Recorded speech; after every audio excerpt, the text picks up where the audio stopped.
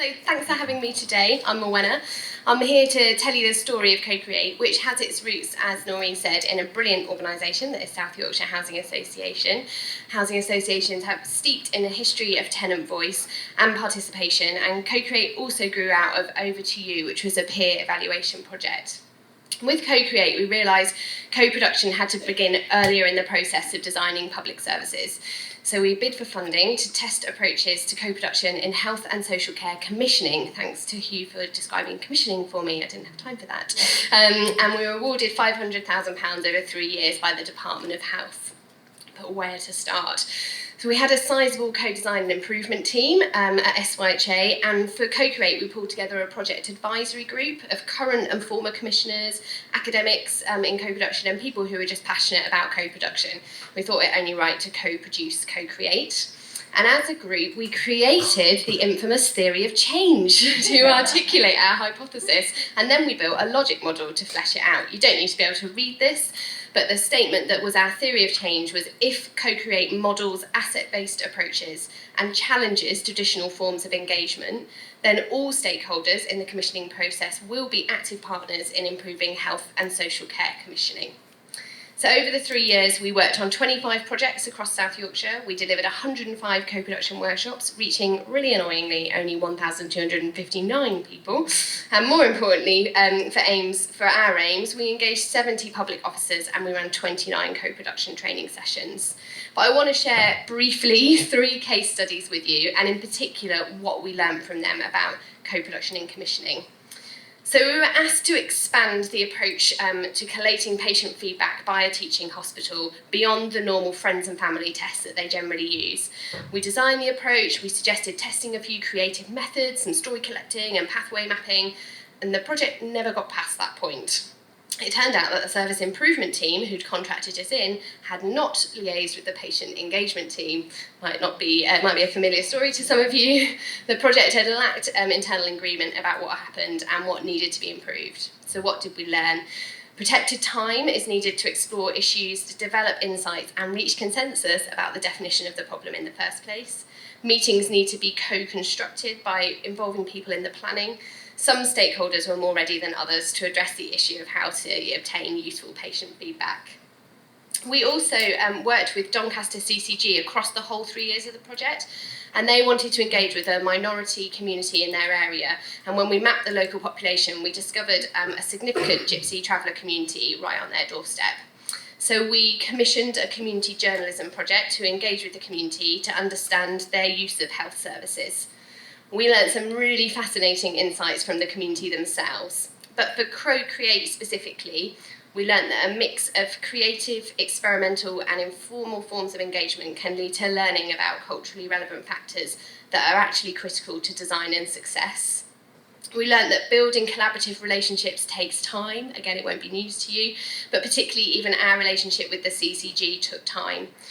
We learned that committed leaders are important to sustaining co-production, as well as finances and resources, that old chestnut.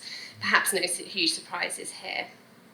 One of the other places that we worked with across the whole 3 years was Rotherham, and we worked with their Children and Young People's Commissioning Department. We developed an initiative together to make Rotherham a child-friendly borough. We co-commissioned a new drug and alcohol service for young people and also co-commissioned a housing service for homeless young people. I don't know how much you know about Rotherham and its history, but we certainly learned that a sense of urgency to address an issue can shape an approach to co-production positively in this case.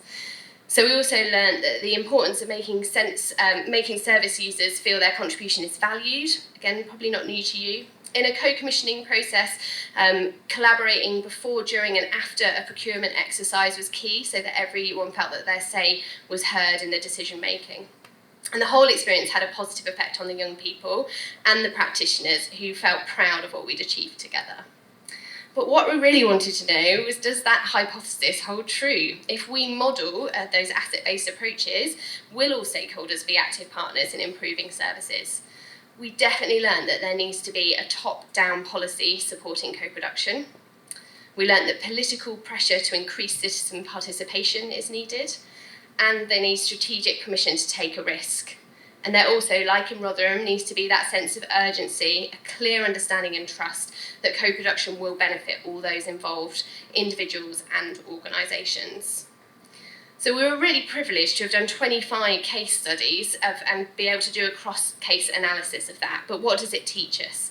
So we found evidence that co-production needs protected time to develop relationships, an open attitude, and there's a real benefit to facilitators bridging the gap and modelling the approach. The engagement must be person-centred and culturally appropriate, and time must be made for dialogue, reflection, disagreement and exploration. Contributions should always be acknowledged, and practitioners need to be willing to step outside of their organisational boundaries. And if this happens, then more people are genuinely heard, the value of experiential knowledge is increased, there is a collective sense-making of the information gathered, and the approach can be shared with other stakeholders.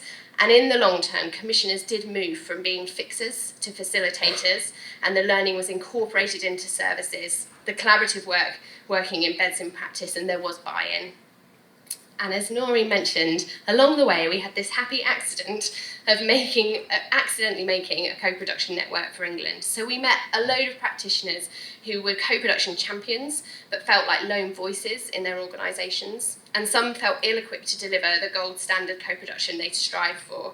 So we started to work with a few interested partners to consider the possibility of a co-production network for England, much like that in Wales and Scotland.